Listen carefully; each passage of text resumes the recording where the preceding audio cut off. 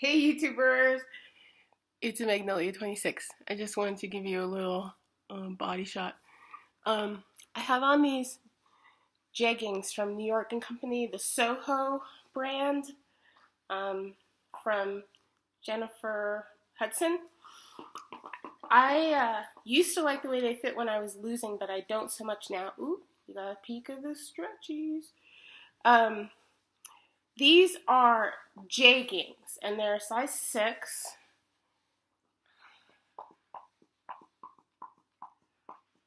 Um, and I don't like this looseness anymore. I kind of have enough extra skin that I kind of like my pants tight, so they kind of act like a girdle. What I discovered, I didn't know this, but one of the young kids at H&M told me that jeggings are much more elastic and stretch jeans are much more firm. So I just get jeans now with a little stretch, a little spandex. I also found that getting high waist jeans helps a lot if you have extra skin and you don't have the opportunity to get tummy tuck anytime soon. I'm happy. Poodle hijinks. Okay. So I want to just do a follow-up to my video from yesterday because, like I said, I totally understand the struggle and I understand people are having it. I wanted to give you my arsenal, my arsenal of goodies that I use to kind of help control my hunger. So here's that arsenal that I promised you. Listen, I have to say, I use these things to try to control my hunger, but nobody is perfect. Okay, so one of the first things I have to say is I'm going to insert a picture here. Did I tell you that? Maybe I did. In the morning, 32 ounces of fluid. Now, the kind of rule of thumb is 32 ounces of fluid without caffeine. However, I feel as though it's better to get 32 ounces of fluid with some caffeine in it than to not get 32 ounces of fluid. So I have this mega coffee cup. I fill it with a Premier protein, and I use Starbucks instant coffee packs to control how much coffee I drink because otherwise I break out. One pack, and then I fill the rest up with hot water, and it fills me up. I usually don't even think about eating before 12 or 1 o'clock, and I have that usually about 8 o'clock in the morning. It really does work. After I drink that, it's when I crack open my first Powerade or glass of water or whatever it is that I'm drinking. And even if I'm still too full and I'm not thirsty, I keep it nearby all day long.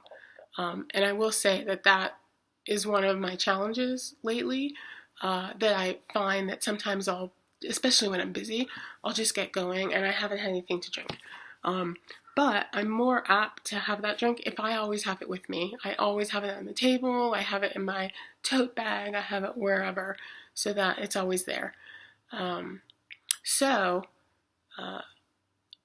ounces of liquid first thing in the morning, but even more importantly, I get my 30 grams of protein with the Premier shake. And I will say that sometimes if I'm out of Premier and I just make my coffee in that 32 ounce mug, it doesn't keep me as full or satisfied when I just use creamer or milk. The protein really, really does help to satisfy your hunger and your cravings. And I know that a lot of times I see people come on and say, oh, I'm not getting my water, I'm not getting my protein, but whatever. And I feel like those are the two things that should be first on your list. Protein, water, or fluid of some kind. Protein, fluid, protein, fluid. And the rest falls in place a little bit more easily. So the other thing is, if you look at the picture, I have vitamins that are these mints, and I have my calcium, which I have to take, which are chocolate chews. The chocolate chews are kind of satisfying when I want something sweet after dinner or I want something chewy. And then the other thing is that the mints, the vitamins that I take, because they're an actual mint, it's like an after dinner mint.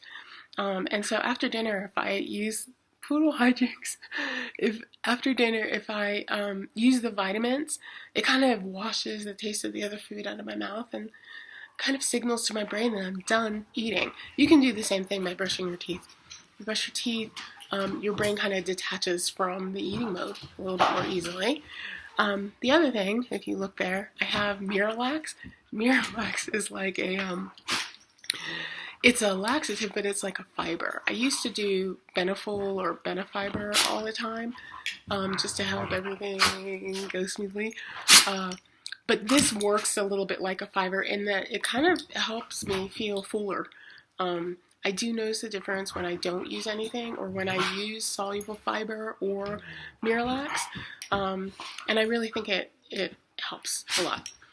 So the other thing is my Powerade. As I said, I live in a place where the water is pretty hard, and I have some leftover dysphagia from some of my surgeries on my throat, which means I have some trouble talking and swallowing at times. And for some reason, it's like the water just doesn't go down. So, especially when I'm at home and I'm not buying bottled water out somewhere, I drink Powerade. I really drink Powerade probably more than water, and maybe I should drink water more. But the truth is, it goes down easier. It just goes down easier, and I'm just more apt to get in all my fluid. I use these 1-quart bottles because it's easy to measure. I drink 2 of those in a day, I'm good. If I drink 1 of those in my big 32-ounce cup of coffee, I'm also good. So that helps too. Also, craisins. Craisins are basically dried cranberries. They are very, very sweet. When I am having like a super sweet craving, I'll just take some of those craisins in my hand and I'll eat those to satisfy. That's also like an after dinner thing. I also use the craisins to make my own trail mix. I mix in those Brookside Farm little chocolate berries with the fruit inside, some of those so I get a bite of sweet. I mix in some of the craisins and I mix in almonds. Now I will warn you, you're putting together 3 really calorie-dense things, and so you really need to monitor how much you eat.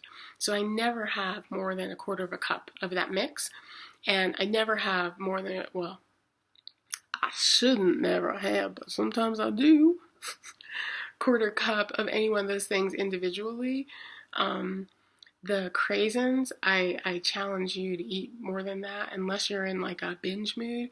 They're so sweet that honestly, just like a tablespoon of them usually zaps out my desire for something more sweet and sugar. Last thing on the list that I can see is that big block of cheese. It's not butter. It's cheese. It is cheddar cheese, and it's very, very dense and very, very dry and very, very sharp.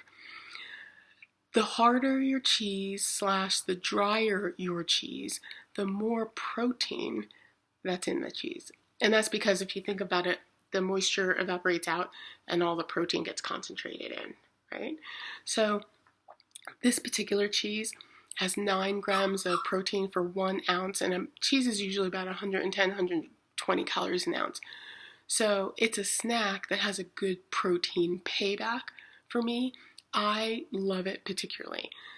You may not like cheese, but what I recommend is that you find a protein snack to help. Now, as I said, I'm not the carb police. I think that you should be able to have carbs and monitor carbs. But I will say this.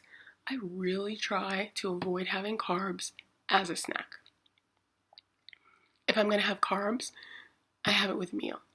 Why? Because carbs as a snack, 1, don't satisfy, and 2, trigger something in your brain that say, keep eating, keep eating, keep eating. Another chip, another chip, another chip, another cracker, another cracker, another cracker. Anyway, that's how my brain works. So I don't do, I've added carbs in my diet. I don't do them except for the fruit or vegetables. I really, really try to only have carbs and a minimal amount with my meal. Find protein snacks that you like, and the denser the protein, the better. Beef jerky, obviously. Cheese is my thing. Edamame beans, Nut butter's not always the best return of protein on your calories. I'll tell you that. 250 calories for 4 grams of protein? That's like selling you some good property in swampland, right? So find a good, dense protein to have as a snack. I think it'll help. Anything else? No, nothing else. See ya.